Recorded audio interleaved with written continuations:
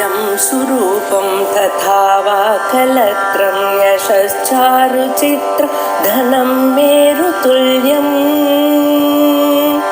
मनश्चेन लग्नं गुरोरङ्घ्रिपद्मे ततः किं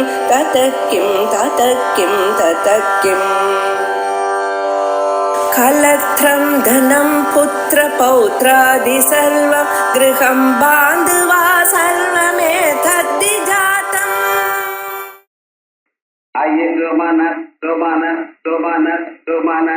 मनोहर कान्तियुते रजनी रजनी रजनी रजनी रजनी कद्रवक्त्रवृते सुनयन विभ्रमर भ्रमर भ्रमर भ्रमर भ्रमराधिपते जय जय हे महिषासुरमर्दिनि सम्यकपरिशैलसुते महिषासुरमर्दिनि 10வது ஸ்லோகம் 9 ஸ்லோகங்கள் கீழே பார்த்தோம். அம்பாள மகாகாளி மகாலட்சுமி மகாசரஸ்வதி உருவமாக பார்த்து அந்தந்த உருவங்கள்ல அம்பாள் பண்ணியிருந்தான திவ்யமான லீலைகளை அழகாக நமக்கு ஆச்சாரியார் ஒவ்வொரு ஸ்லோகமும் கடைசியில ஜெய ஜெய ஹே மகிஷாசுரமர்த்தினி ரம்ய கபர்த்தினி கைலது ரம்யகா பர்த்தினி ரம்ய கபர்த்தினி ரம்ய அழகான கபர்தம் சின்னலை உடையவள். கபர்தம்னா ஜடைன்னு சொல்லலாம். நம கபர்த்தினே அப்படின்னு இதுலையும் ருத்ரத்திலையும் வரும். அங்க கபர்த்தினேன்னு ஜடை உள்ளவர் அர்த்தம். இங்க அழகான அம்பாள் சின்னலை ஜடையாக வச்சிருக்கிறவள் அர்த்தம். சுத்தே அது தெரியும். இப்படி 9 ஸ்லோகங்கள்னால அம்பாளுடைய மார்க்கண்டேய புராணத்துல சொல்லி இருக்கக்கூடியதான லீலைகளை சொன்ன மீதி 11 ஸ்லோகங்கள்ல அம்பாளுடைய வர்ணனம் இங்கே சொல்லப்படும். விசேஷமாக அம்பாளுடைய ஸ்வரூப வர்ணனம் நம்ம அறிந்து கொண்டோமே ஆனால் அதனுடைய விபூதி தெரியும், பக்தி ஏற்படும், பிறகு தத்துவம் புரியும். இந்த 3 பிரயோஜனங்கள் ஸ்வரூப வர்ணனம். அதற்காகத்தான் ஒவ்வொரு ஸ்தோத்திரத்திலையும் ஸ்வரூப வர்ணனம் இருக்கும். லலிதா சஹஸ்ரநாமத்துல அப்படின்னு சிதக்னகுண்ட சம்பூதா தேவகாத்திய சமுத்தியதா அப்படின்னு சிதக்ன குண்டத்திலிருந்து பிறந்தாள். சிதக்னி குண்டம்னா உங்க இதயம், அங்கதானே சைத்தன்யம் இருக்கு. இந்த சைத்தன்யம் எனக்கூடியதான அக்னி குண்டத்திலிருந்து தோன்றியவள் அப்படின்னு உங்க இதயத்துல தோன்றவள்னு ஆரம்பிச்சு திவ்யமான ஒரு சுரூபம் சொல்லி அதற்கு பிறகு அம்பாளுடைய திரு உருவத்தை தலையிலிருந்து ஆரம்பிச்ச பாதம் வரைக்கும் என்ன குழந்தை பிறக்கிற பிறகு தலையிலிருந்து பிறக்கிறது. அதே மாதிரி குண்டத்திலிருந்து வரும்பொழுது முதல்ல தலைத்தான் தோணுங்கிறத ஆரம்பிச்சு கடைசியில மராலி மந்த கமனா மகாலாவண்ய தேவதி சர்வாருணா அனவத்யாங்கி சர்வாபரண பூஷிதா அப்படின்னு அப்படி சிக்காதி பாதாந்தம் கேசாதி பாதாந்த வர்ணனம். சாதாரணமாக பாதாதி கேசாந்த வர்ணனம் இருக்கும். இங்க கேசாதி பாதாந்த வர்ணனம். அப்படி எல்லா ஸ்லோகத்திலையும் இப்படி ஒரு விசேஷம் உண்டு.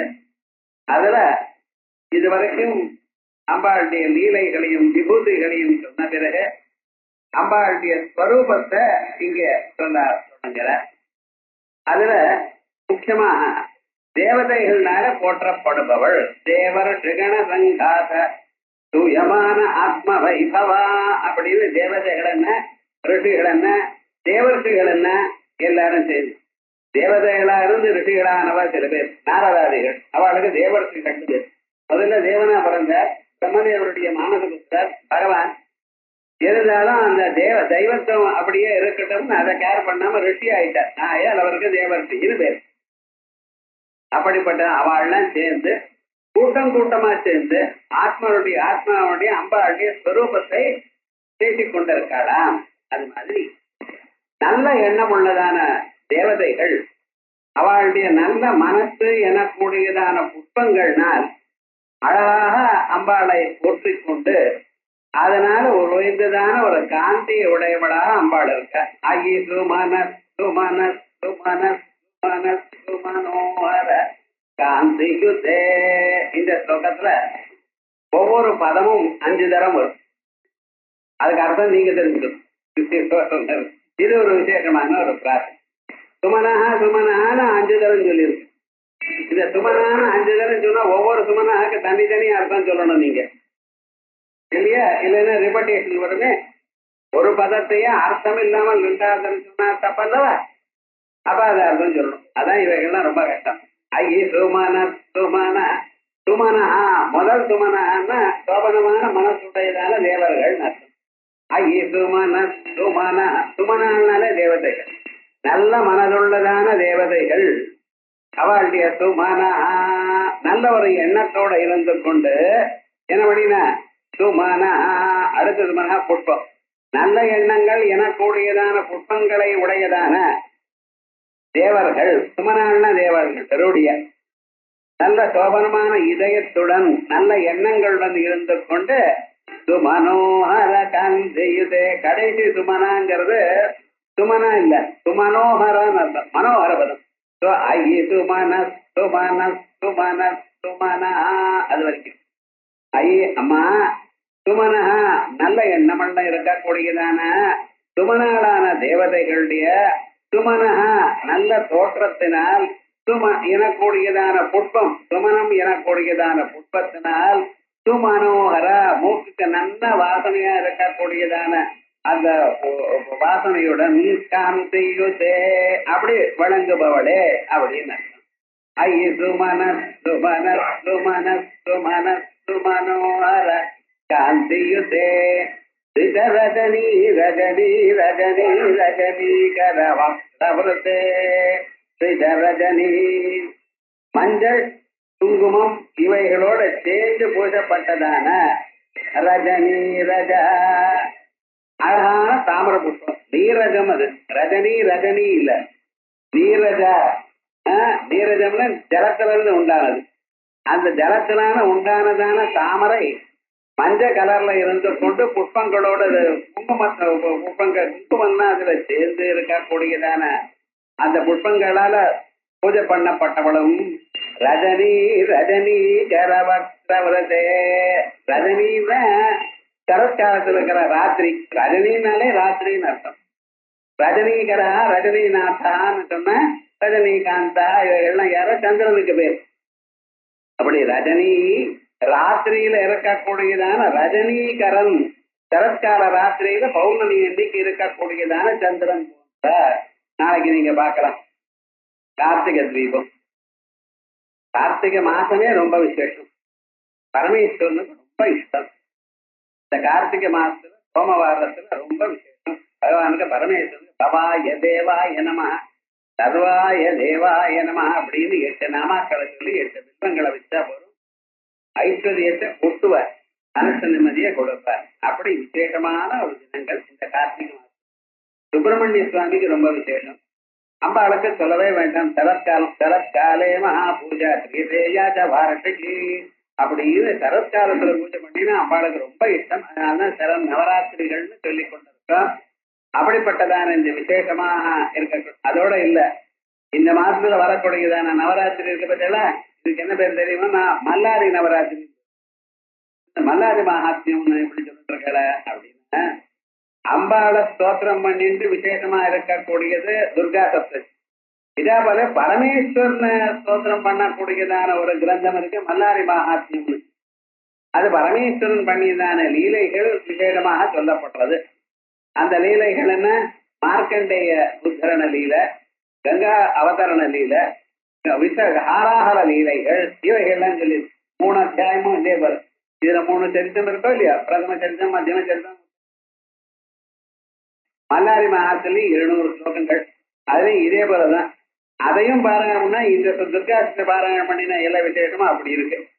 அந்த கிரந்தத்தை அப்படி தனியா வச்சிருக்காரு. மல்லாரி மகாத்மியம்னு பேரு. ரொம்ப விசேஷமான ஒரு கிரந்தம். சொல்ல வந்தேன்னா அதுவும் இந்த கார்த்திகை மாதத்துல இருக்கக்கூடியதான விசேஷத்தை பத்தி தான் சொல்றது. அந்த கார்த்திகை மாதத்துல சந்திரன் ரொம்ப விசேஷமாக பிரகாசிக்கிறாராம். ரஜினி ரஜினி கரவக்ரவரதே. ரஜினி ராத்திரியில இருக்கக்கூடியதான ரஜினிகர சந்திரன் போன்றதான முகத்தை உடையவளே. 5 ரஜினிக்கு தனித்தனியா அர்த்தம் பண்ணேன்.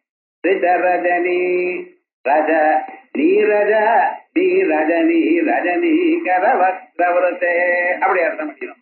அதற்கு எதிர சுநயன விப்ரமர பிரமர பிரமர பிரமர பிரமராதிபதே சுநயன விப்ரமர. அம்பாளுடைய கண்கள் இருக்க அது எப்படி இருக்க? கண்களானது தாமரை போன்றதாக அழகா அமைஞ்சிருக்க. இந்த கண்களை கண்டு பிரமர கூட்டங்கள் எல்லாம் வண்டு கூட்டங்கள்லாம் மயங்கி அம்பாளுடைய கண்ணுக்கிட்டு சூழ்ந்து கொண்டிருக்கான். சுநயன அழகான கண்களே கண்களத்துல பிரமத்தை அடைந்து பிரமம் ராதீதி பிரமரா அந்த வண்டுகளுக்கு ஒரு பிரமத்தை கொடுக்கறதா.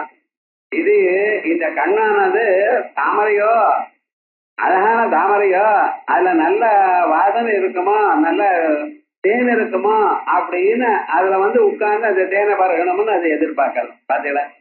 சுநயன விப்ரமரா சுநயன ரொம்ப அழகான இந்த கண்களுடைய தாமரை எனக்கூடியதான விப்ரமம் விப்ரமம் யாருக்கு வந்திருக்கு? பிரமரங்களுக்கு வந்திருக்கு, வண்டுக்கு வந்திருக்கு. சுநயன விப்ரமர பிரமர அது என்ன? அந்த பிரமரம் என்ன பண்ணிட்டு இருக்கோம்? சூழ்ந்து சுத்தி கொண்டே இருக்கும். அதான் பிரமரம்.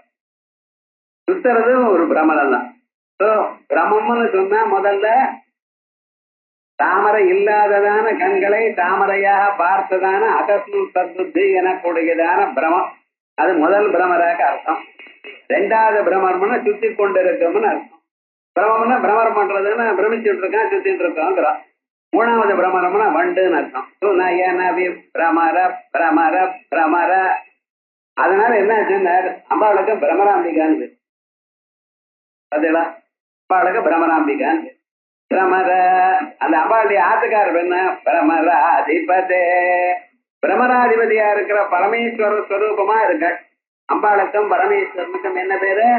2 பேரும் ஒரே ஐக்கியம் உண்டு. அதான் சிவசக்தி ஐக்கிய ரூபிணி. சிவனுக்கும் சக்திக்கும் ஐக்கியம். எப்படிப்பட்டதான ஐக்கியம்? பிரிக்க முடியாததான ஒரு ஐக்கியம். அவளுக்கு நாம சாமியம், ரூப சாமியம், சக்தி சாமியம், இப்படி 5 விதமான சாமியங்கள் உண்டா. நாம சாமியம் அம்பாளுக்கும் சிவான்னு பேரு, பரமேஸ்வரனுக்கு சிவான்னு பேரு. ரூபசாமியம் 2 பேருக்கும் ஒரே ரூபம் தான் இருக்கிறது. ஒரு ரூபம் தான். ஒரு பாதி அம்பாள், ஒரு பாதி பரமேஸ்வரர். அப்படி ஆயிட்டா அதற்கு வருது சக்தி சாமியம். உலகத்தை சிருஷ்டி ஸ்திதி சம்ஹார திரோதான அனுகிரக சக்தி இவாளுக்கும் இருக்கு, அவருக்கும் இருக்கு. அப்படி அநேக சாமியங்கள் இருக்கல்லவா. ஆயால் அம்பாளுக்கும் பிரமரான்னு பேரு. லோகத்துல சில ஸ்திரீகள் கூட பிரமரான்னு பேரு வச்சுப்பா. பிரமராம்பாள், பிரமராம்பா, பிரமராம்பிகா அப்படின்னு பேரு. அந்த பிரமராம்பிகா ஸ்ரீசைல கஷேத்திரத்துல அம்பாளுக்கே பேரு பிரமராம்பிகான்னு. அந்த அவர் ஆத்துக்காரருக்கு என்ன பேரு? பிரமரபதே. பிரமர பிரமர பிரமர பிரமர பிரமராதிபதே. இங்க இருக்கணும். அம்பாளை நீங்க ஸ்தோத்திரம் பண்றேன். இந்த ஸ்தோத்திரத்துல ஜய ஜய ஹே மகிஷாசுரமர்த்தினி ரம்யக பர்த்தினி ஜெயிலசுதே அப்படின்னு ஸ்தோத்திரம் பண்றேன். இப்ப ஸ்ரீலிங்கமா தானே இருக்கணும். அதுக்கு அதிபதியா இருக்கேன்னு புல்லிங்கத்துல பத்தேன்னு சொல்லிட்டு இருக்கேன்னு ஒரு சந்தேகம் வரலாம். ஆனா இந்த பதி சப்தம் இருக்கு பார்த்தேடா, அது புல்லிங்கத்திலையும் அதேதான், ஸ்ரீலிங்கத்திலையும் அதேதான். அதிபதியின் அர்த்தம். அதிபதியின் அர்த்தம் உயர்ந்தவள், அதுக்கு ஹெட்னு அர்த்தம். அந்த ஹெட்டா இருக்கிறது ஃபெமினைன் ஜெண்டரா இருக்கணும், மாஸ்குலைன் ஜெண்டரா இருக்கணும், நிர்பந்தம் இல்லை. பதிசப்தமானது ஆசகாரர் எனக்கூடியதான அர்த்தத்துல வந்தா அது மாஸ்குலைன் ஜெண்டர். ஹெட்டுங்கிற அர்த்தத்துல வந்தா ஃபெமினைன் சொல்லலாம். அப்ப ஃபெமினைன் ஜெண்டர்ல பதிங்கிறதுக்கு வேற ரெகுலேஷன் கிடையாது. அதே மாதிரி தான். அதனால பிரமர அதிபதே துநயன விப்ரமர பிரமர பிரமர பிரமர பிரமர அதிபதே. 5 பிரமரங்களுக்கும் தனித்தனியா அர்த்தம் சொல்லியாச்சு. துநயன விப்ரமர அழகான கண்களை கண்டு அதுல பிரமித்ததான பிரமர சுத்தி கொண்டிருக்கக்கூடியதான பிரமர பண்டை போல் பிரமராதிபதே அந்த சுத்தி கொண்டிருக்கக்கூடியதான அந்த பரமேஸ்வரனுக்கும் பிரமரனா இருக்கிற பரமேஸ்வரனுக்கும் அதிபதியாக அதை காப்பாற்றுறவளாக இருந்து கொண்டிருக்காள் அப்படின்னு அர்த்தம். ஜய ஜய ஹே மகிஷாசுரமர்த்தினி ரம்யக பர்த்தினி ஜெயிலசுதே. இப்படி ஒரு ஸ்லோகமா. அடுத்தது சகிதமாஹவ மல்லம தல்லிக மல்லிதரல்லக மல்லரதே விரசித வல்லக பல்லிக மல்லிக பில்லிக பில்லிக விருத்தே சிஜகிருதி புல்லிக முல்லிசி சாருண சல்லஜ பல்லவ சல்லலிஜே ஜய ஜய ஹே மகிஷாசுரமர்த்தினி ரம்யக பர்த்தினி ஜெயிலசுதே. இந்த ஸ்லோகங்கள்லாம் அது நல்லா ஊறி உள்ள போய் பார்த்தா தான் அர்த்தம் சொல்ல முடியும். ஏன்னா இந்த பதங்கள் எல்லாம் சாதாரணமாக லோகத்துல வழக்கத்துல இல்லாத பதங்கள், சுத்தத்துல காவியாதிகள்ல வழக்கத்துல இல்லாத பதங்கள். ஆனா பாஷிகார் என்ன பண்ணாரு, சில இடத்துல இருக்கட்டும் கஷ்டப்பட்டோம் தேடட்டும் அப்படின்னு பதங்களை போட்டிருக்காரு விவகாரங்கள்ல. அதோட மட்டும் இல்ல, இந்த ஸ்தோத்திரமானது ஆச்சாரியார் ஸ்ரீசைலத்துல பண்ணின மாதிரி ஒரு ஐதிஹ்யம். ஒவ்வொரு ஊர்லயும் அவர் போகும் பொழுது அங்கங்க இருக்கக்கூடியதான ஒரு தெய்வத்தினிடத்துல ஸ்தோத்திரங்களை பாடுறது அப்படிங்கிற ஒரு இது வச்சுருக்கார். ஏனென்றால் உபனிஷத் பாஷ்யங்கள், கீதா பாஷ்யங்கள், சூத்திர பாஷ்யங்கள் எனக்கூடியதான பிரஸ்தான திரைங்களை பண்ணினார்.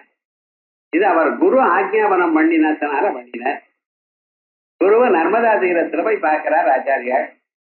நர்மதா தீரத்துல இவருக்கு குரு யாருன்னு தெரியாது, போயிட்டு இருக்கார். யாரோ சொன்னா அங்க ஒரு மகாத்மா இருக்கார், அங்கே போவோம். காலடி எங்க இருக்கு, கேரளால அங்க இருக்கு, எர்ணாகுளம் பிராந்தத்தில். அங்க இருந்து ஆரம்பிச்சு நர்மதாதேவி மகாராஷ்டிரா போறார். அங்க யாரு என்ன தெரியாது, சரி போறார், தேடிட்டே போறேன். போனா 2 நாளா மழை கொட்டுறது பார்த்தீங்களா மദ്രാஸ்ல, எங்கேயாவது பார்த்துருக்கலாம். கார்த்திகை தீபம் 2 தூரல் வரும், அவ்வளவுதான். இது என்னடான்னா விடாம கொட்டுறா போது அங்கே மழை கொட்டிகிட்டே இருக்கு. இந்த மழை எப்படின்னு நர்மதா நதியானது பிரவாகத்துல வந்துருச்சு. எந்த குகைக்குள்ள உட்கார்ந்துட்டு கோவிந்த பகவத்பாதான்னு தியானம் பண்ணிட்டு இருக்காளோ அந்த குகையானது ஜலத்தினால மூழ்கி போயிடுது. ஏன்னா வாட்டர் லெவல் ரைஸ் ஆயிடுச்சு நர்மதால. அந்த குகைக்குள்ள உள்ள போயிடுது. இவர் கரெக்டா அப்பதான் போயிருக்கார். குகைக்குள்ள யாரோ ஒரு மகான் இருக்க, அவருடைய தபஸ்தானது இந்த ஜலத்தினால பங்கமாகும் அப்படின்னு நினைச்சுண்டு தான் வைத்துக் கொண்டிருக்கக்கூடியதான ஜல கமண்டலத்துக்குள்ள அந்த ஜலத்தை ஆகர்ஷணம் பண்ணி அவர் தனியா வச்சிருக்காராம். ஸோ குகைக்குள்ள உள்ள பூந்த ஜலம் எல்லாம் வெளியில ஜலம் இல்லாம போயிடுது, ஆகர்ஷணம் பண்ணிவிட்டார். அவர் பார்த்தார் எப்படி ஆச்சு அப்படின்னு உள்ள இருந்து வெளியில வர வந்தா இந்த சின்ன சன்னியாசிய பார்க்கிறார். பார்த்துட்டு யாரு நீன்னு கேட்டார். சாதாரண யாராவது கேட்டா யாரப்பா நீ அப்படின்னு கேட்கறது வழக்கம். என்ன வேணும், யார் நீ யாரப்பான்னு கேட்டார். இவர் சொல்ற அதான் எனக்கு டவுட், என்ன கேள்வி கேட்கறீரு, நான் யாரும் தெரிஞ்சுக்கத்தான் நான் வந்திருக்கேன், எனக்கு ஒன்றும் தெரியல, அதனால்தான் யார் நான் அப்படின்னு எனக்கு தெரியாதனால்தான் இத ஜெனரல் நாலேஜ்னாலயோ 10 பேர் கேட்கறதுனாலயோ இது வரா போல தெரியல எனக்கு. ஏன்னா யாரு கேட்டாலும் என்னென்னமோ சொல்லிட்டு இருக்கா, ஒன்றும் சரியா வரமாட்டேங்கிறது. அதனால்தான் ஒன்றும் தெரியல, இதை கேட்கத்தான் வந்திருக்கேன் நான் உங்களை. இருந்தாலும் தாங்கள் கேட்டா அதுக்கு பதில் சொல்லணும். பெரியோர்கள்லாம் எதை கேட்டா திருப்பி கேள்வி கேட்கக்கூடாது. பெரியோர்கள்ட்ட எப்படி இருக்கணும்னு முதல்ல நமக்கு தெரியணும். சேஷாம் முகேன பிரஸ்வசிதவ்யம். பெரியோர்கள் எதிர்க்க நின்றுட்டு தான் இருக்கணும். அவ கேட்ட கேள்விக்கு தான் பதில் சொல்லணும். நீதி சமயத்துல வெறுமனை நிக்கணும், அனாவசியமாக பேசப்படாது. இப்படி எல்லாம் ரூல்ஸ் இருக்கு. ஆகையால் நீங்க கேட்டா நான் திருப்பி கேள்வி கேட்கப்படாது. ஆனா விஷயம் என்னென்ன எனக்கு அது தெரியாது, அதை கேட்டுக்கத்தான் உங்ககிட்ட வந்திருக்கேன். ஆனாலும் நான் எனக்கு தெரிஞ்சதை நான் சொல்றேன். ந பூமின் ந தோயம் ந தேஜோ ந வாயு ந கம்மேந்திரியம் வா ந தேஷாம் சமூஹ அநேகந்திகத்வ சுடுப்தேக சித்தத்ததேகோ வசிஷ்ட சிவ கேவலோகம். என்ன யார கோகம்னு கேட்டீர், நான் யாருன்னு கேட்டீர், நான் தெரிஞ்சது சிவ கேவலோகம் அப்படின்னு பதில் சொன்னான். இப்படி 10 ஸ்லோகத்தினால பதில் சொன்னார். அவர் பார்த்தாராம், இனிமேல் உனக்கு பாடம் என்ன, பிரஸ்தானத்திலையும் எல்லா உபரிடம் வாசித்த பிறகு அதனுடைய சாரம் என்னமா இருக்கோ அந்த சாரத்தை ஒரு 10 ஸ்லோகத்துல நீங்க சொல்லிவிட்டு ரைட் ரொம்ப சந்தோஷம் அப்படின்னு சொல்லி என்ன ஏதுன்னு கேட்டு விசாரிச்சு தெரிஞ்சுட்டார். அதுக்கப்புறம் அவருக்கு அங்கேயே சத்தியாக தீட்சை கொடுத்தார். தீட்சை கொடுத்து அதுக்கப்புறம் அவருக்கு மந்திரோபதேசம் நீ போயிட்டு வாப்பா, காசி சேர்த்துறதுக்கு போ, பதறி சேர்த்து அங்கே போய் பிரஸ்தானத்திரயத்துக்கு பாஷ்யம் எழுதுங்கோ அப்படின்னு. இந்த பிரஸ்தானத்திரயத்துக்கும் பாஷ்யம் எழுதினார். இந்த பாஷ்யம் எழுதினா மட்டும் போருமா, எல்லாருக்கும் சொல்லிக் கொடுக்க வேண்டாமா? அதற்காக அங்கெங்க வந்த சிஷ்யாளுக்கு பாஷ்யத்தை பத்மபாதர் 18 தரம் ஆச்சாரிய முகமான சூத்திர பாஷ்யத்தை வாசிச்சிருக்கான் மகாத்மா. அப்படி எல்லாருக்கும் பாடம் சொன்னார். கடைசியில இந்த பாஷ்யத்தை பிரச்சாரம் பண்ணணுங்கிறதுக்காக அப்படி வர காசி கஷேத்திரத்துக்கு வரும் பொழுது குமரில பட்டார் ஒரு மகாத்மா இருக்க. அவர் பூர்வமீமாசையில விசேஷமாக வார்த்திகம் எழுதினார். அவர் ரொம்ப புத்திசாலின்னு நம்மளோட லோகத்துல எஸ்டாப்ளிஷ், அவர் பேர் எஸ்டாப்ளிஷ் ஆயிடுச்சு. அதனால அவர்கிட்ட போய் சொல்லணும் அப்படிங்கிற அபிப்பிராயத்தை அவர்கிட்ட போனார். போனா அங்க அவர் கேட்கிற நிலையில் இல்லை. என்ன அவர் என்ன பண்ணிவிட்டார், பௌத்த மதத்தை ஒரு புத்த குருவிட்ட போய் வாசித்தார். வாசிச்சுட்டு அந்த பௌத்த மதத்தை கண்டனம் பண்ணிட்டார். ஏன்னா பௌத்த மதம் மீமாம்ச மதத்துக்கு விரோதம். இருந்தாலும் குருவினிட்ட இருந்து கேட்டுட்டு அவருடைய வார்த்தை தப்புன்னு சொன்னா எவ்வளவு பாப்போம்.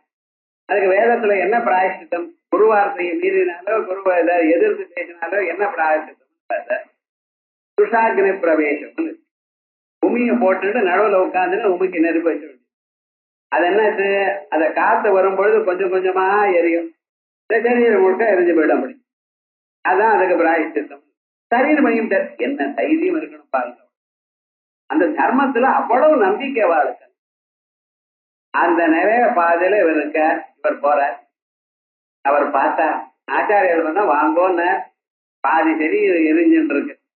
அப்ப இது போல நான் பாஷ்யம் எழுதியிருக்கேன், உங்களை காட்டணும்னு வந்தேனே, இப்படி ஆயிடுது.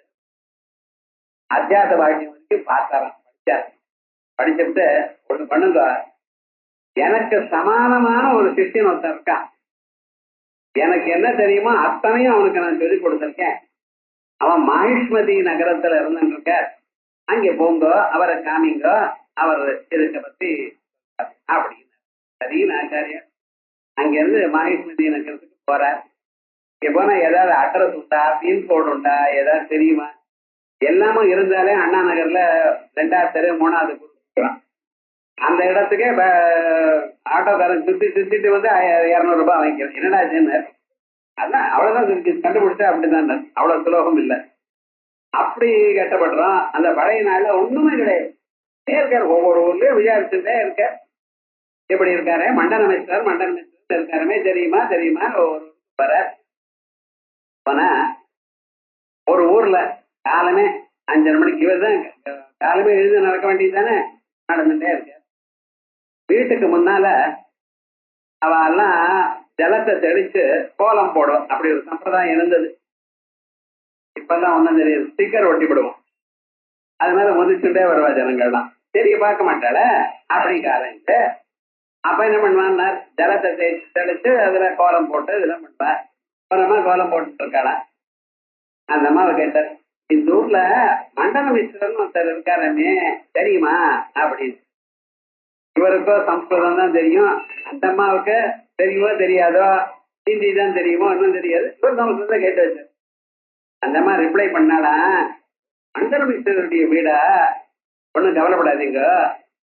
எந்த வீட்டுக்கு திண்ணையில ஒரு கிளி அந்த சத பிரமாணம் பரத பிரமாணம் கிரங்கனாயத்ர கிரங்கிரந்தி ஜானீதன் மண்டனமிஸ்தவோக அப்படின்னாலாம். இந்த தெருவில் ஒரு வீடு இருக்கு. அந்த வீட்டுல 2 திண்ணைகள் இருக்கு. பெரிய திண்ணை ஒண்ணு, சின்ன திண்ணை ஒண்ணு. அதுல சின்ன திண்ணையில இருக்கிற ஒரு கிளி, பெரிய திண்ணையில ஒரு கிளி உட்கார்ந்துட்டு இருக்கோம். வேதங்கள் சொதம் பிரமாணமா அப்படின்னு ஒண்ணு கேட்கும், ஒரு கிளி கேட்கும். இல்ல சொத பிரமாணம் இல்லைன்னு ஒண்ணு சொல்லும். பரத பிரமாணம், பரத பிரமாணம் இல்ல சொத பிரமாணம் சொல்லும். இப்படி ஒவ்வொரு கிளியும் பேசிட்டே இருக்கும் தினந்தோறும். அதுதான் மண்டன வீடு. போய் கேளுங்க பாருங்க. இது போல ஒரு 8 ஸ்லோகம் சொன்னாலும் ஆச்சரியப்பட்டுப்பட்டார். சம்ஸ்கிருதம் தெரியுமான்னு நான் சொன்னேன். இப்படியெல்லாம் கேட்கிறாள். என்ன அவர் அந்த அளவுக்கு ஃபேமஸ்.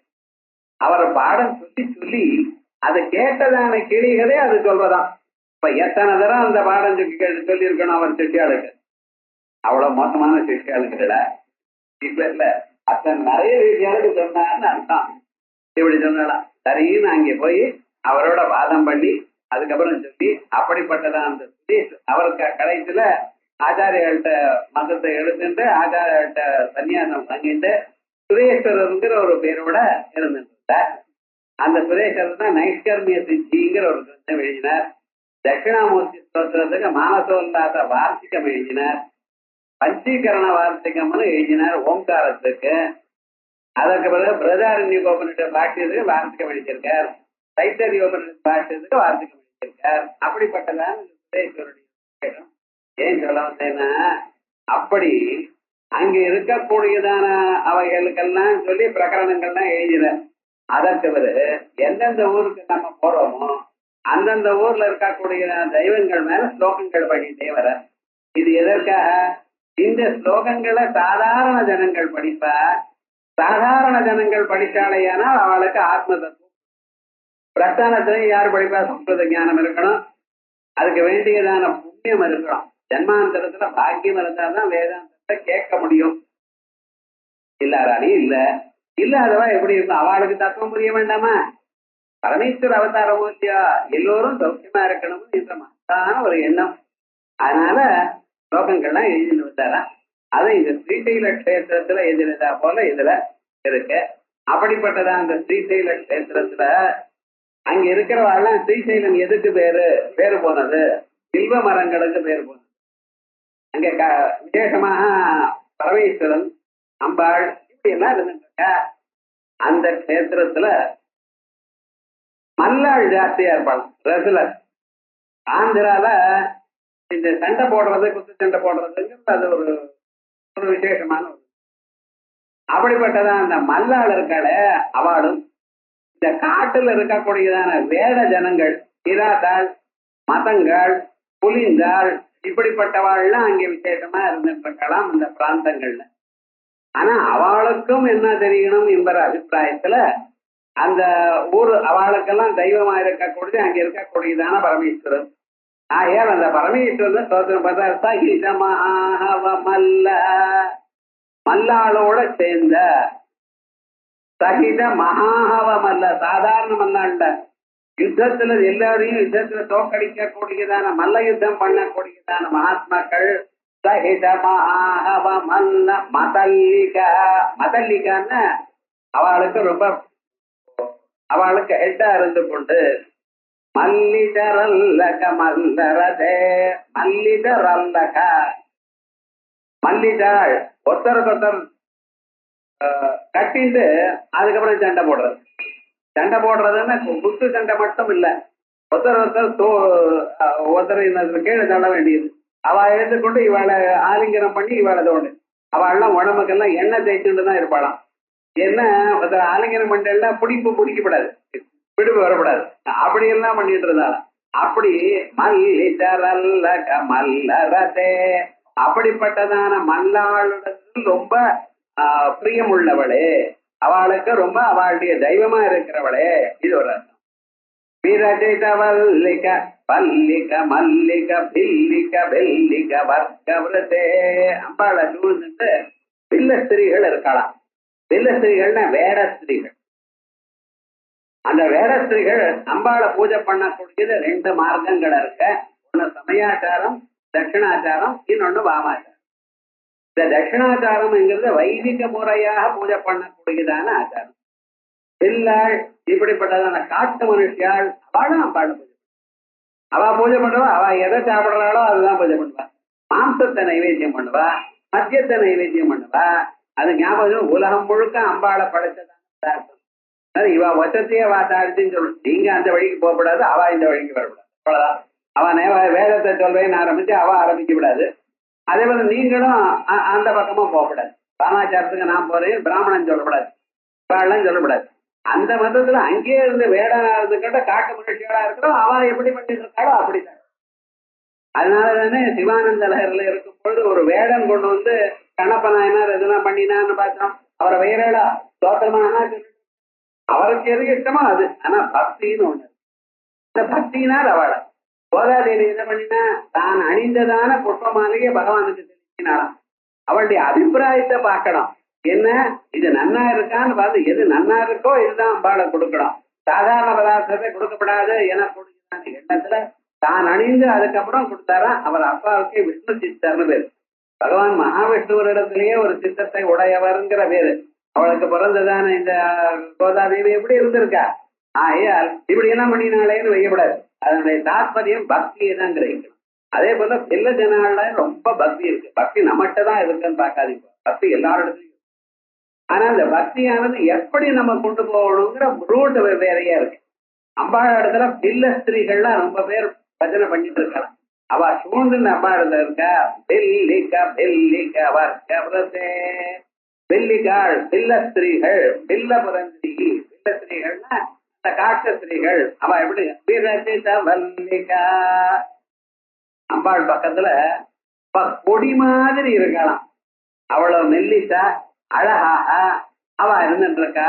கொடி மாதிரி இருக்கக்கூடியதான புல்ல ஸ்திரீகள் அவ அங்க இருந்துட்டு இருக்கும் பொழுது பல்லிகா அவ என்ன பண்ணிட்டு இருக்க. பல்லிக மல்லிகா தலையில நல்ல ஜாதி புஷ்பம் மல்லி புஷ்பத்தை வச்சுட்டு இருக்கா. பில்ல ஸ்திரீகள் அவளுக்கு என்ன கஷ்டமா, உங்களுக்கு என்ன கஷ்டம், இங்க கொண்டு வந்து மார்க்கெட்ல கொண்டு வந்து விற்கணும். அங்கெல்லாம் வரிசையா காடு. இந்த காடுல இருக்க மல்லி புஷ்பத்தெல்லாம் எடுத்து நல்லா அழகா கட்டிட்டு அம்பாளுக்கும் கொடுத்துட்டு அம்பாளுக்கும் பிடிச்சாத்துல இவளும் தலையில வச்சுட்டு இருக்காளாம். பல்லிக மல்லிகா அந்த நல்ல மல்லி புஷ்பத்தை தலையில வச்சுட்டு பெல்லிகா துண்டுமணிகள்னால செய்யப்பட்டதான ஆடைய சரீரத்துல தரிச்சுட்டு இருக்காளாம். என்ன அவளுக்கு இந்த சில்கு இதெல்லாம் கிடைக்கல போல இருக்கு. துண்டுமணிகள்லாம் சேர்ந்து கட்டி அதை ஒரு ஆடையா வச்சுட்டு அதனால வச்சுட்டு இருக்கலாம். பெல்லிகா பெல்லிகா வர்க்கே அது ஒண்ணு. சீதகிருத புல்லி சமுல்ல சிதாருண சல்லஜ பல்லவ சல்லலிதே ஜய ஜய ஹே மகிஷாசுரமர்தினி ரம்யக பர்தினி சைலசுதே. வெள்ள சீதகிருத புல்லி வெள்ள நிறமுள்ளதாக இருக்கக்கூடியதான அழகாக அமைந்திருக்கக்கூடியதான புள்ளிகள்னால விளங்கக்கூடியதான புஷ்பங்கள், அந்த சிவந்த துளிர்கள், அந்த துளிர்களை அலங்காரம் பண்ணிட்டு இருக்கலாம். பார்த்தீங்களா, வெள்ளை வெள்ளையாக இருக்கு, வெள்ள நிறமுள்ளதா அழகாக இருக்கக்கூடிய சீதாக்கிரதா புல்லி. சீதம்னா வெளுப்புன்னு அர்த்தம். சீதாக்கிரத புல்லி சமுல்ல சீதாருண்ய அவைகள்னால வெள்ள புள்ளிகள் இருக்கக்கூடியதான சிவந்ததான அந்த துளிர்கள், அந்த சிவந்த துளிர்கள்னால அலங்காரம் பண்ணப்பட்டிருக்காளாம் அம்பாள்.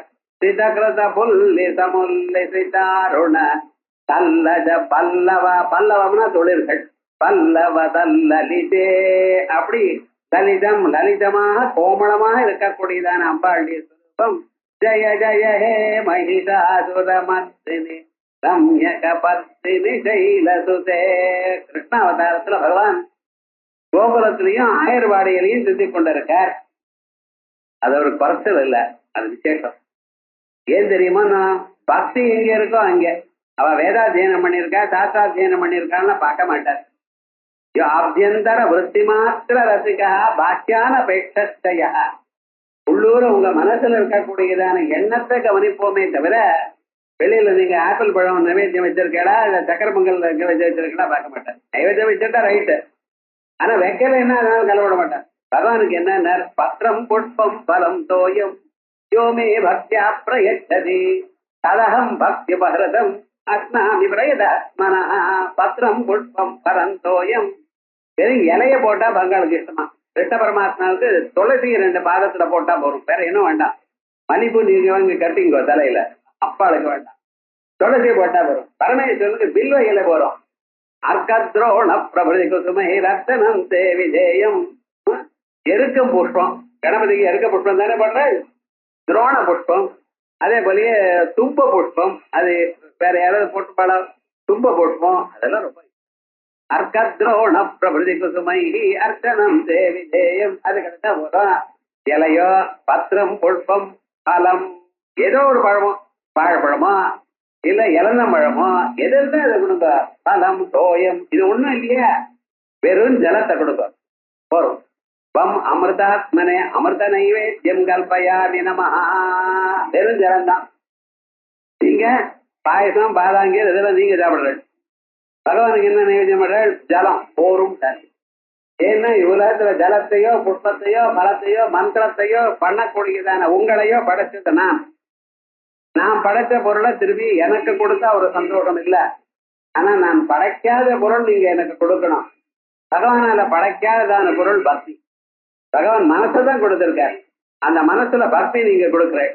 ஆயால் அந்த பக்தியை தான் பக்தி கம்யா பக்தி கிராக்கியா பக்தி வத்தியா பயாபா. பக்தி தான் பாடுக்கு. ஆகையால் அந்த தெய்வமானது பக்தியில ஈடுபட்டிருக்கா. அவ வேதாத்தியனம் பண்ணிருக்காளா, ரிஃபைன்டு பீப்புளா, நல்ல ட்ரெஸ் பண்ணிட்டு இருக்காளா, இதெல்லாம் பார்க்க மாட்டாங்க. அதனாலதான் இந்த ஸ்லோகத்துல விசேஷமாக வேட ஜனங்கள் இடத்துல பக்தி உள்ள வேட ஜனங்களோட கூடியிருக்கிறவளே அப்படிங்கிறது ஸ்தோத்திரம் பண்ணிக்க. சகிதமாவ மல்லம தல்லிக மல்லிதரல்லக மல்லரதே விரசித வல்லிக பல்லிக மல்லிக பில்லிக பில்லிக ரத்கவ்ரதே சிதகிருத புல்லி சமுல்லி சிதாருண சமுல்லசித அருண நன்றாக விளங்கக்கூடியதான அருண சிவந்ததான பல்லவ தல்லஜ பல்லவ தல்லலிஜே அந்த தொழில்களோட கூடியிருப்பவளே அலங்கரிக்கப்பட்டவளே ஜய ஜய ஹே மகிஷாசுர மந்திரினி ரம்யக பல்சினி ஜெயிலசுதே. அடுத்த ஸ்லோகம். அவிரல கண்டகலன் மதமேதுர மத்த மதங்கஜராஜபதே திரிபுவன பூஷண பூதகலாநிதி ரூபபயோநிதி ராஜசுதே அயிசுததி ஜனலால சமானச மோகன மன்மத ராஜசுதே ஜய ஜய ஹே மகிஷாசுரமர்தினி ரம்யக பர்தினி ஜெயிலசுதே அவிரல கண்டகலன் மதமேதுர மத்த மதங்கஜராஜபதே. அம்பாள் 4 விதமான சைன்யங்களும் அம்பாளத்துல இருக்கு. யானைகளுடைய படை, குதிரைகளுடைய படை, மனுஷியாளுடைய படை இருக்கவே இருக்க, தேர்கள் எல்லாம் இருக்கு. கிரிசக்கர ரதாரோட தண்டனாதா புரஸ்கிருதா அப்படின்னு கிரிசக்கரம் இப்படி எல்லாம் நிறைய சக்கரங்கள் இவைகள்லாம் இருக்கேன். அதோட நிறைய யானைகள் வள இருக்கு.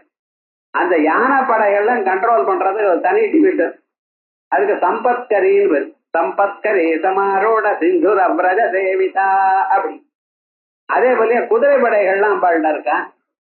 அதுக்கு ஓனர் யார் தெரியுமா? அஸ்வாரோடாங்கிற பட். அஸ்வாரோடா திஷ்டிதாஸ்வ கோட்டி கோட்டி பிராவிரதா அப்படின்னு இப்படி குதிரைகளுடைய படை, யானைகளுடைய படை, மலர்கார்களுடைய ரத சக்கரம், கிரி சக்கரம் இப்படிப்பட்டதான நிறைய தேர்கள் இவைகள்லாம் இருக்கு. அத்தனையும் வெறுமனை இருக்கு. எப்பாவது அரக்கர்கள் வந்தாதான் அதுக்கு யூஸ். இது சமயத்தில் அப்படியே இருந்துட்டு இருக்கு. ஒரு காலத்துல இந்த தேவதைகள்லாம் ரொம்ப ஆச்சரியப்பட்டு போயிட்டாளா, கர்வமும் பட்டு போயிட்டா. ஏன்னா நாங்கள்லாம் இருந்தா தானே இந்த பரமேஸ்வரன் திரிபுரத்தை சம்ஹாரம் பண்ண போறார் அப்படின்னு நினைச்சுட்டு ஒவ்வொருத்தரும் மேரு பர்வத்தம் தேராச்சு, மகாவிஷ்ணு அம்பா ஆயிட்டார், இப்படி எல்லாம் ஆயிடுத்தார். ஓஹோ, பரமேஸ்வரன் பார்த்தார். சந்தோஷம். எல்லா தேவதைகளும் நல்ல காரியத்துல ஈடுபட வேண்டியது. அரக்கர்கள் லோகத்துல இருக்கக்கூடிய ஜனங்களுக்கு இம்சை பண்ணிட்டு இருக்கா, அதை நாசம் பண்ணணுங்கிறத எல்லா தேவதைகளும் அவளுடைய சக்தியை கொடுத்துட்டு இருக்கா. அது ரைட்டு. ஆனா இவ மனசுக்குள்ள ஒரு கர்வம் இருக்கு. இந்த கர்வத்தை குறைக்கணும். கர்வம் இருக்கக்கூடாது. அதுலயும் நல்லவாளுக்கு கர்வம் வந்தா அது ஒரு சின்ன வார்னிங்கோட குறைச்சுடுவார். கெட்டவாளுக்கு கர்வம் வந்ததுன்னா அவளை அழிச்சு விடுவார். ஆனா கர்வமானது அவருக்கு பிடிக்காது. பரமேஸ்வரன் என்ன பண்ணினார் தெரியுமா? கிட்ட வந்தாராம், திரிபுரங்கள்லாம் கொல்லணும். என்ன பண்ணினார் தெரியுமா? ஒரு சிரிச்சாராம். அந்த சிரிப்புனாலேயே 30 ரூபங்களும் போயிடுது. அவருக்கு ஒரு ஆயுதமும் யூஸ் பண்ணவே இல்லை. விவகாரம் முழுக்க கண்ணை திறந்தார், மன்மதன் எரித்தான், எரிஞ்சு போனான், சிரித்தார், 30 ரூபங்களும் எரிஞ்சு போயிடுது. அது பரமேஸ்வரனுடைய விஷயம். அதே மாதிரி அம்பாள் பார்த்தாளா, அத்தனை தேவதைகளும் வந்திருக்கா. அவா தங்களுடைய சக்தியை கொடுத்திருக்கா. அத்தனை தேவதைகளும் அம்பாளுக்கு ஆயுதங்கள்லாம் கொடுத்திருக்கா. ஆனா அம்பாள் பார்த்தாளா, இவாளை வச்சே நம்ம சொல்லணும். அவளுக்கு அரக்கர்களை கொள்ளக்கூடியதான ஒரு சந்தர்ப்பம் அவளுக்கும் நம்ம கொடுக்கணும் அப்படின்னு நினைச்சுட்டு பாராகி வைஷ்ணவி, கௌமாரி, பிராமி, மாஹேஸ்வரி, இப்படி ஐந்திரி, இப்படி 7 தேவதைகள். அத்தனை தேவதைகளும் அத்தனை சக்திகளும் கொடுத்த அந்த சக்தியோட அந்தந்த உருவத்தில் எச்ச தேவத்திய திரௌபம் யதாபூஷண வாகனம், எந்தெந்த தேவதைக்கு எந்த உருவமோ அந்த உருவத்தோட அந்த பூஷணங்கள் அந்த வாகனங்கள் அப்படின்னு வந்து சேர்ந்திருக்க. எல்லோரையும் சண்டை போட்டிருக்க. போட சொன்ன அவ சண்டை போட்ட பிறகு அவளால முடியல. என்னதான் சண்டை போட்டாலும் மேலும் மேலும் அரக்கர்கள் வந்து கொண்டே இருக்கான். ரத்த பீஜர்னு ஒருத்தன் தான், அவனுடைய ரத்தம் கீழே வந்து அதே மாதிரியே இன்னொருத்தன் பிறக்கிறான். என்ன பண்றது? இந்த மனசுல ஆசை இருக்கு, அந்த ஆசை நிறைவேற்ற அதனை போறத இன்னொரு ஆசை என்ன வருது சொல்லுங்க பார்க்கலாம்.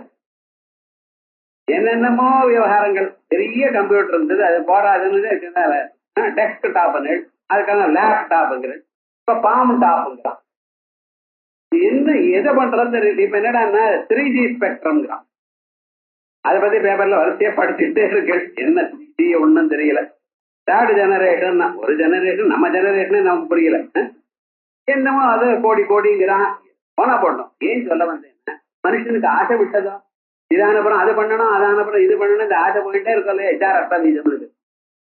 மறுபடியும் மறுபடியும் கொண்டுட்டே இருந்தாலும் மறுபடியும் ரத்த பீஜம் பறக்கிறான் பார்த்தா.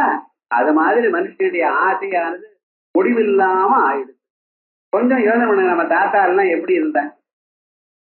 டெலிபோன் இருந்ததா அவளுக்கு? ஊருக்கு போயிட்டோன்னா க்ஷேமா போயிட்டுவான்னு ஆசீர்வாதம் பண்ணுவான். நீ எங்கே போனாலும் சௌக்கியமா பகவான் காப்பாத்துவார். அந்த தைரியம் அவளுக்கு இருந்தது.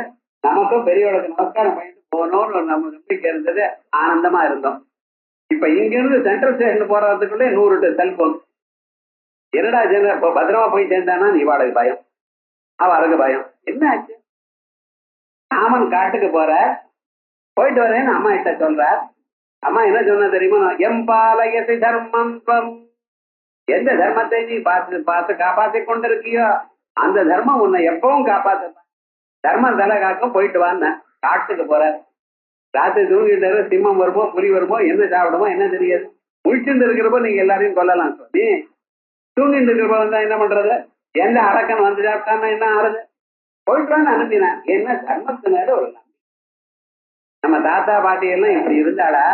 அவ மனசு நிம்மதி இல்லையா? அவ வாழலையா? ஆனந்தமா வாழ்ந்த. ஏன்னா எனக்கு மேல சரணாகதே நார்த்த பரித்ராண பராயணே சர்வஸ்ய ஆர்த்தி ஹரே தேவி நாராயணி நமோஸ்துதே அப்படின்னு பகவானிடத்துல நம்பிக்கை இருந்தது அவளுக்கு. அது மாதிரி அம்பாளத்துல யானை படைகளும் உண்டு, குதிரை படைகளும் உண்டு, தேர் படைகள் உண்டு, மனுஷியாலும் உண்டு, இத்தனையும் உண்டு.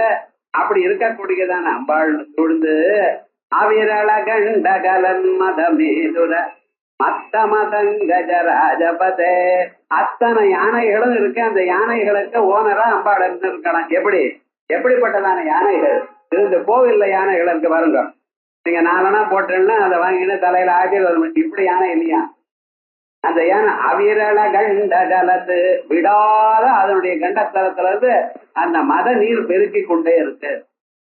அதை கண்ட்ரோல் பண்றது அவ்வளவு கட்டம். அப்படிப்பட்டதான உயர்ந்ததான யானைகள். அவிரள விடாம கண்டகலன் மத, அந்த கண்டஸ்தலத்துல இருந்து மத நீர் பெருக்கி கொண்டிருக்க கூடியதான. அதோடு மட்டுமல்ல, அந்த பெருக்கி கொண்டிருக்கிற அந்த மத நீரானது அதனுடைய சீக்ஸ்ல எல்லாம் வந்து சேர்ந்து கன்னங்கள்லாம் வந்து விழுந்து அதை எப்பொழுதுமே காதை ஆட்டிகிட்டே இருக்கணும். அது இல்லைன்னா என்னென்ன அந்த வண்டு வந்து மிச்சுட்டே இருக்கு. அதுக்காக தான் காதை ஆட்டிகிட்டே இருக்கு யானை. என்னென்ன கண்டத்துல இருந்து இருக்கக்கூடியதான அந்த மத நீர் பெருக்கி அதனுடைய கன்னங்கள் எல்லாம் எப்பொழுதும் நினைஞ்சிருக்கு. அங்கே வண்டுகள் வந்துட்டு இருக்கு. மதம் மேதுர, மேதுரம்னு கன்னங்கள். மத்த மதங்கஜராஜபதே, இப்படி மதித்ததான யானைகளுடைய பெரிய யானைகளுக்கு கஜராஜாக்களுக்கு அதிபதியா இருந்துருக்கா.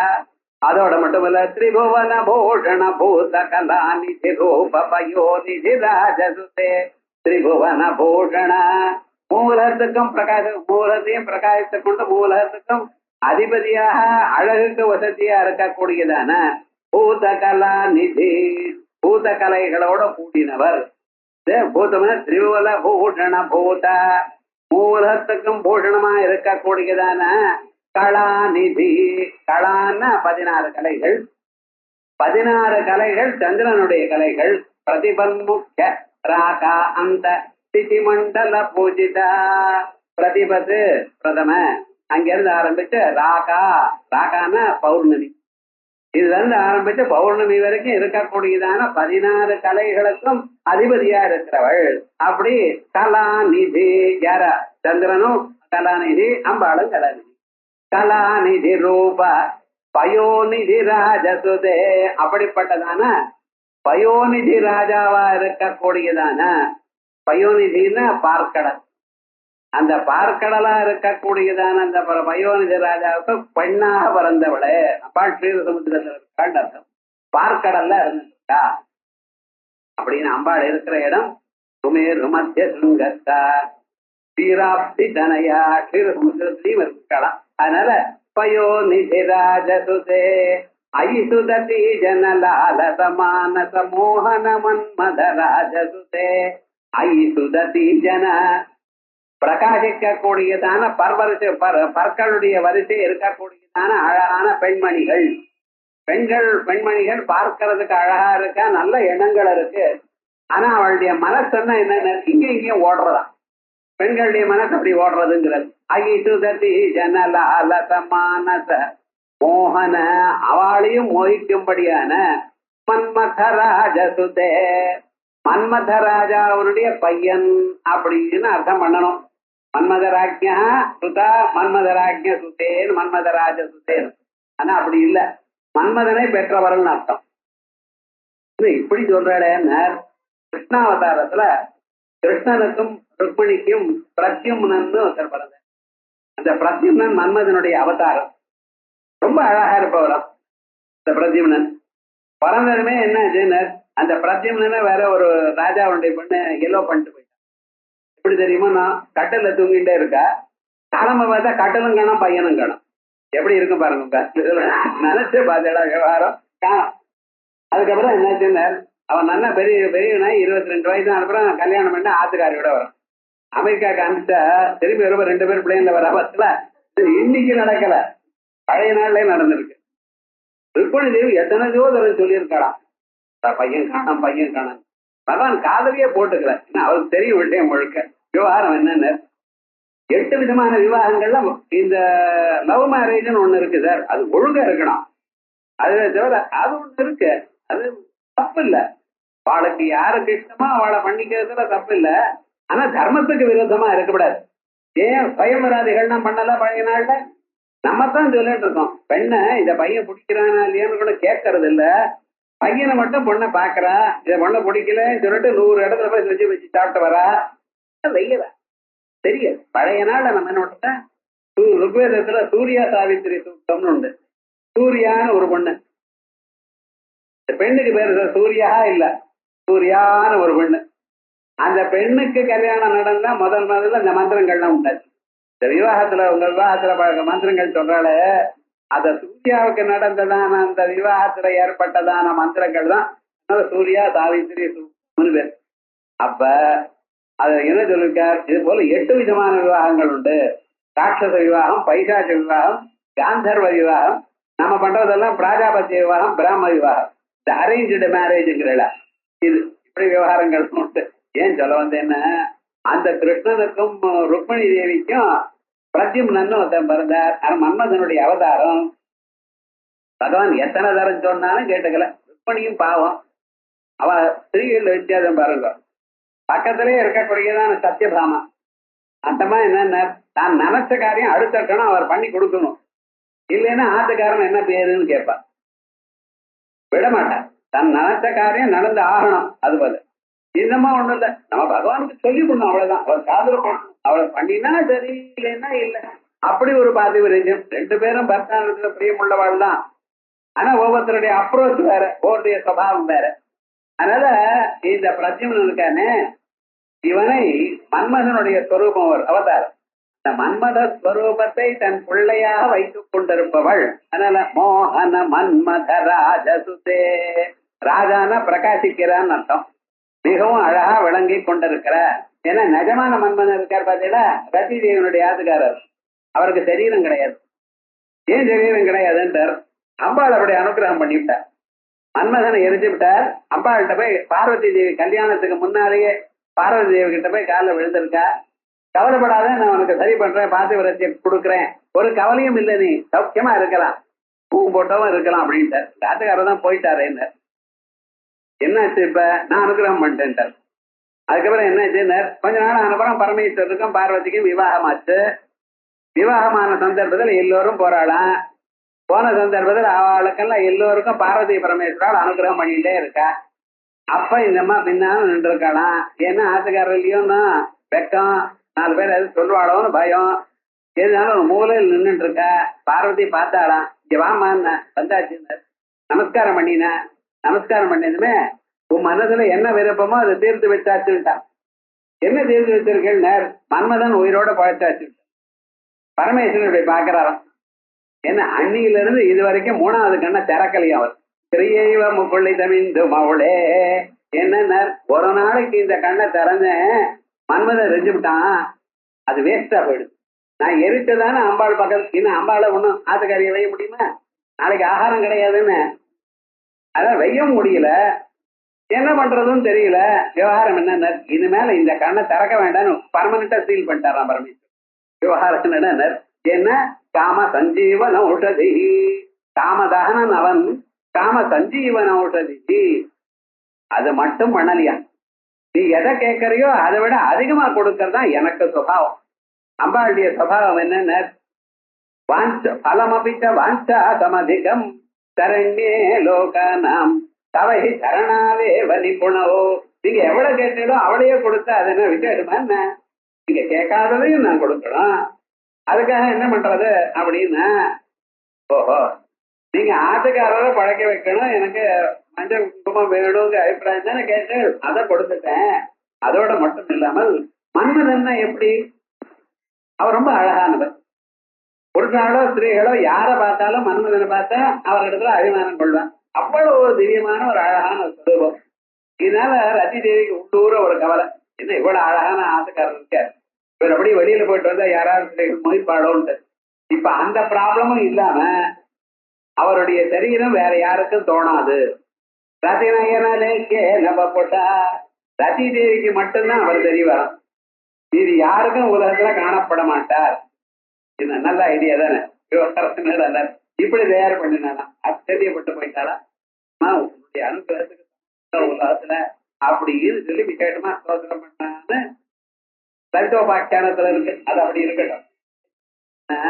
இப்படி ரதிநயனவே கேரமான ரதி தேவிக்கு தாயம் பண்ணினாலே அந்த மன்மதன் யாருக்கும் தெரிய மாட்டார். முனிநாமப்பியந்தக சிசிலயதி அப்படின்னு இன்னைக்கு முனிகளுடைய மனசுக்குள்ள இருந்து கொண்டு அவளை கடைஞ்சிருக்க யாரும் பார்க்க முடியாது. ஆனா இந்த பிரதிமனை பார்க்கலாம். ஆனா பிரதிமனை எல்லாரும் பார்க்கலாம், பார்த்துட்டு இருக்கா. ஆகையால்தான் மன்மதராஜசுதே, மன்மதராஜன் அவன் மன்மதன், இவர் மன்மதராஜன் பிரத்யும்னன். அஜய ஜய ஹே மகிஷாசுரமர்த்தினி ரம்யக பத்ரினி ஜைலசுதே கமலதலாமல கோமல காந்தி கலா கலிதாமல பாலலதே சகல விலாச கலா நிலய கிரம கேளிதல கலஹம்சகுலே அலிகுல சங்குல குவலய மண்டன மௌலி விலத் பகுலாலிகுலே ஜய ஜய ஹே மகிஷாசுரமர்த்தினி ரம்யக பத்ரினி ஜைலசுதே கமலதலாமல. கமலம்னா தாமரை, கமலதளம்னா தாமரை இதழ். தாமரை இதழ் போன்றதான அமலம் அழுக்கற்ற, ஓ அதுக்கு சாதிருஷ்யம் இல்லாதான கோமல காந்தி அழகான கோமலமான ஒரு ஒளியோட இருக்கக்கூடியதான கலா கலிதாமல பாலலதே அப்படி அழகானதான நெற்றிய உடையவள். சாதாரணமாக எல்லா மனுஷியாளுக்கும் நெற்றி நன்னா இருக்கணும். இந்த சாமுத்திரிகா சாஸ்திரத்துல விசாலமாக நெற்றி இருக்கணையானால் அது என்னத்தை காட்டுறது? நன்னா அறிவை காட்டும். அது அர்த்த சந்திராகாரமா இருக்கணும். பெண்ணை பார்த்ததுமே அந்த நெற்றியை பார்த்ததுமே அவளுடைய சௌபாகியம் எப்படி இருக்குன்னு கண்டுபிடிக்கிறான். அதுதான் நமக்கு எதுக்குன்னு அவசியமா பார்க்க வேண்டாம். ஆனா நெற்றியை பார்த்தாலே அவளுக்கு சௌமங்கல்யம் எப்படி இருக்கும் இப்படின்னு சொல்றாளாம். அது மாதிரி அர்த்த சந்திராகாரமாக பாதி சந்திரன் இருக்கா போல அந்த நெற்றி இருக்கான். கண் புருவங்களும் மேல தலையும் பார்த்து அர்த்த சந்திராகாரமா இருக்கான். அதான் தாமரை இதழ் மாதிரி கோமலமான ஒரு காந்தியை கொடுத்துட்டு கலாகலிதாமல கலாகலித இந்த சந்திரனுடைய பாதி அஷ்டமி சந்திரன் மாதிரி அஷ்டமி சந்திர விப்ராஜ தலிகோபிதா அப்படி சௌந்தர்ய லஹரியில ஒரு பாதி சேர்ந்து பார்த்துட்டு இன்னொரு பாதி தலையில இருக்கிற சந்திரன் இருக்க பதில அதையும் இதையும் ஆட் பண்ணினா ஒரு பௌர்ணமி சந்திரன் வந்தாச்சுன்னு சோதனை பண்றாங்க. ஒரு பாதி நெத்தியில இருக்கிற பாகம் இன்னொரு பாதி தலையில இருக்கு. அந்த சந்திரனையும் இதோட அட்டாச்மெண்டா பூர்ண சந்திரன் ஆயிடும். என்ன ஐடியா வரும்? அது மாதிரி அம்பாள் அப்படி அழகான ஒரு நெத்தி எவ்வளவு பாலலதே சகல விலாச கலா நிலைய கிரம கலஹம் திகுலே. அன்னபட்சிகள் இருக்க அது நடக்கிறதா? அந்த நடக்கிற காலத்துல மராலி மந்தகமனா மகாலாவண்ய சேவதி மராலி மந்தகமனா மராலின்னு பெண் அன்னபட்சிகள் அது எப்படி நடக்கிறதோ அப்படி நடந்துட்டு இருக்கலாம். ராமனை சொல்லும் பொழுது தாமஜ வரகமனான்னு தாமஜ வரகமனான்னு அந்த மதித்ததான யானை நடக்கிறா போல நடப்பாராம் கிருஷ்ணன் எங்க ராமன். அது தியாகையர்வாள் அப்படி பார்த்தார். சீதாதேவி பத்மதல பத்ராட்சம் சிம்ம விக்ராந்த காமினம் கன்யாத்யந்தி மே நாதம் கிருதஜம் பிரியவாதினம். என் ராமன் இருக்கானே சிம்மம் நடக்கிறா போல அம்பாள் அப்படி பார்க்கிறார். என்ன பண்றது? ஒருத்தரோ யானை நடக்கிறா போலங்கிறார், இன்னொருத்தர் சிம்ம நடைங்கிறார்.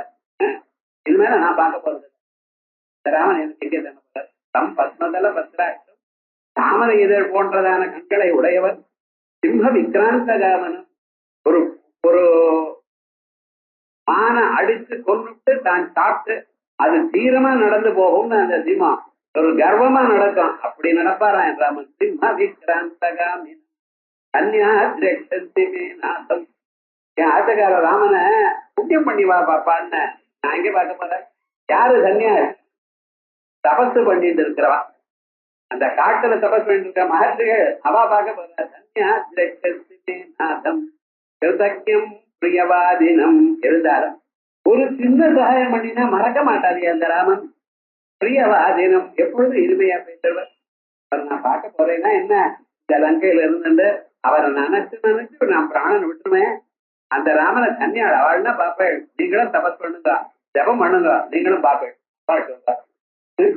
கிருதஜம் கன்யா பத்திநாதம் நான் தபஸ் பண்ணலேங்கிற அம்பாள். என்ன ராமன் தபஸ் பண்ணியிருந்தா ராமன் வந்திருப்பாரு. ஒவ்வொருத்தரும் ஒரு மாதிரி பார்க்கிறா.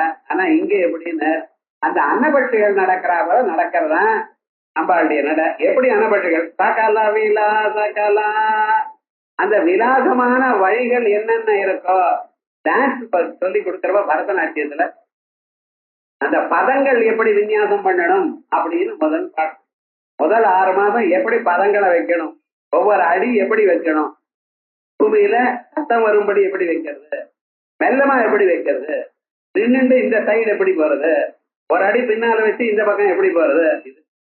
இந்த பத விநியாசம் இருக்கே அதுதான் முதல்ல. இதெல்லாம் யாருன்னு இந்த பத விநியாச நுட்பங்கள் எல்லாம் அறிந்ததாம் அந்த அன்னபட்சிகள். சகல விலாசகலா பத விநியாச கலைகள் பதங்களை எப்படி வைக்கணும் எனக்கூடியதான நுட்பங்களை எல்லாம் நிலைய கிரம கேலி தலர் அந்த நிலையம் அது எப்படி இருக்கணும்னு அந்த விளையாட்டை அறிந்து கொண்டதான அந்த அன்னபட்சிகள் கேலி நிலைய கிரம கேலி தலர் அந்த நுட்பங்களை எல்லாம் அறிந்து சொல்லக்கூடிய ஒரு டான்ஸ் ஸ்கூலுக்கு போனாதான் இதெல்லாம் தெரியும். அது எப்படி அவ சொல்லி கொடுக்குறான். அது இப்ப எல்லாம் டான்ஸ் ஸ்கூல்ஸ்ல இப்படி பண்ணுன்னு சொல்றாள். அது என்னதுன்னு சொல்ல மாட்டான். ஒவ்வொன்றுலையும் சிம்ம கதி, சர்ப்ப கதி, பாம்பு நடக்கிறா போல நடக்கணும். முட்டியை கீழே போட்டு முட்டியும் பாதத்தினாலேயே நடுல தொடாமலேயே நடக்கணும். இவைகள்லாம் எப்படி நடக்கணுங்கிறது ஒவ்வொரு நாட்டியத்திலும் அது உபயோகப்படும். அப்படி அவைகள்லாம் எப்படி நடக்கணும்னு சொல்றாலே அதுக்கு ஒவ்வொன்றுக்கும் யோகத்துல என்ன விசேஷம் அத்தனையும் சொல்லணும். பரதர் நாட்டிய சாஸ்திர கிரந்தத்துல அத்தனையும் எழுதியிருக்கார். அதுக்கு அபினவ பாரதிங்கிற ஒரு வியாக்கியானம் பண்ணியிருக்கார். எல்லாம் பார்த்தா தெரியும். நம்ம எல்லாம் அது ஒரு பாடம் சொல்ல வேண்டிய நிர்பந்தம் வந்துருக்கு. அதுக்காக படிக்க வேண்டியது நாட்டிய சாஸ்திரம் ரொம்ப அப்படி விசேஷமாக வருது அபினவ பாரதின்னு அழகான கிரந்தம். இந்த யோக சாஸ்திரத்துக்கும் நம்ம சரீரத்துக்கும் மூமெண்ட்ஸுக்கும் என்ன விசேஷம்னு சொல்றது. அவெல்லாம் அம்பாள் வச்சுட்டு இருக்கலாம் அந்த அந்த ஜனங்களை. சகல விலாச கலா நிலைய கிரம கேலி சல கலஹம்ச குலே. கலஹம்சங்கள்னா அன்னப்பட்சிகள். இப்படிப்பட்டதான அன்னப்பட்டைகளை வைத்துக் கொண்டிருக்கிறவள். அலிகுல சங்குல குவலய மண்டன மௌளி மேல அலிகுலே. எதுக்கு பாருங்க, அம்பாளுக்கு பக்கத்தா தோழிகள்லாம் இருக்க. அந்த தோழிகள்னா என்ன பண்ணிட்டு இருக்கா தெரியுமா? அல்லி புஷ்பங்களுடைய கொத்துகள்லாம் வச்சுட்டு இருக்கா. அந்த அல்லி புஷ்பங்கள்னால செய்யப்பட்டதான கொத்துகளுக்கு மேல பகுளம், பக்களம்னா மகிழம் புஷ்பங்கள். அதான் பகுல புஷ்பம்னு பேர். ஒவ்வொரு புஷ்பத்துக்கும் ஒவ்வொரு பேர் உண்டு சம்ஸ்கிருதத்துல. இந்த அல்லி புஷ்பத்துக்கு மேல இருக்கக்கூடியதான வகுளம், வகுல அலிகுலே. வகுலம்னா மகிழம்பு. மகிழம்பு சின்னதா தான் இருக்கும், ஆனா ரொம்ப வாசனை. காய காய வாசனை ஜாஸ்திப்பா. சிலதெல்லாம் அப்பொழுது வந்தாதான் வாசனை ஜாஸ்தி. நாளடவுல கொஞ்ச நேரம் ஆச்சுன்னா வாசனை குறைஞ்சுட்டே வரும். மல்லி புஷ்பங்கள்லாம் 2 நாள் ஆச்சுன்னா ஒண்ணுமே இருக்காது வாசனை. ஆனா இந்த வகுள புஷ்பத்துக்கு மகிழம்பூ எத்தனை நாளானும் பழச்சாச்சு ஆகாத வாசனை ஜாஸ்தி ஆகுமா. அதை எடுத்து தேங்காய் எண்ணெயிலையும் போட்டுப்பா சில பேர், இந்த வாசனை வரணும்ட்டு. அது போல அந்த மகிழம்பூக்களை இந்த அல்லி புஷ்பங்களுடைய கொத்துக்கு மேல சுத்தி வச்சிருக்கலாம். அது என்ன ஆச்சுன்னு அதை வச்சுட்டு இருந்தா அதுக்கு சுத்தியும் ஒரே வண்டுகள் இருக்கான். இப்படிப்பட்டதான அல்லி புஷ்பத்தினுடைய கொத்துக்கு மேல சேர்த்து வச்சதால மகிழம் புஷ்பங்களும், அந்த மகிழம் புஷ்பங்கத்துக்கு மேல சுத்தி கொண்டிருக்கக்கூடியதான வண்களோட இருக்கக்கூடியதான அந்த பெண்கள் வரிசையாக அம்பாள் பக்கத்தில் நிற்கிறாள். அலிகுல சங்குல. அலின்னா பிரமரங்கள், வண்டுகள், இவைகளும் சூழ்ந்து இருக்கக்கூடியதான குவலய மண்டன அல்லி புஷ்பங்களுடைய கொத்து. அதுக்கு மேல மௌளி மீலது, அந்த கொத்துக்கு மேல இருக்கக்கூடியதான வகுல அலிகுலே. வகுல அலிகுலே, வகுலம் மகிழம்பூ. அதுக்கு மேல இருக்கக்கூடியதான இந்த வண்டுகள். இப்படிப்பட்டதான அம்பாள் ஜய ஜய ஹே மகிஷாசுரமர்த்தினி ரம்யக பர்த்தினி சைலசுதே அப்படின்னு 13 ஆச்சு. இது நாளைக்கு பார்க்கணும். ஆனா நாளைக்கு எல்லோரும் கார்த்திகை தீபம் விசேஷமாக சாயங்கால வேளையில பரமேஸ்வரனுக்கு தீபத்தை ஏற்றி வைக்கணும். துளசி மாடத்துல தீபத்தை ஏற்றி வைக்கணும். லட்சுமி நாராயணன் சாட்சா துளசி மாடத்துல சன்னிதமாக இருந்திருக்காளாம். அப்படி விசேஷமாக சொல்லக்கூடிய விஷயம். அதனால ஸ்திரீகளுக்கெல்லாம் வர்றது கஷ்டம் அல்லவா, நீங்க வர வேண்டாம்னு சொல்லலாமா? தப்பு இல்லையா? அதனால நாளைக்கு கிளாஸ் இல்லை. நாளைக்கு பாரதிய வித்யாவில் சாயங்காலம் கிளாஸ் இல்லை. மத்தியானம் 2 மணிக்கு அத்வைத கிளாஸ் உண்டு. சாயங்காலம் நாளைக்கு இல்லை. அடுத்த சனிக்கிழமை மேல இந்த பாகம் முடிச்சிருவோம். இந்த ஸ்லோகத்துல அடுத்த வாரம் முடிச்சுட்டு அதுக்கப்புறம் ஆகையால் அடுத்த வாரம் சனிக்கிழமை இந்த கிளாஸ் மத்தியானம் 2 மணிக்கு நாளைக்கு அத்வைத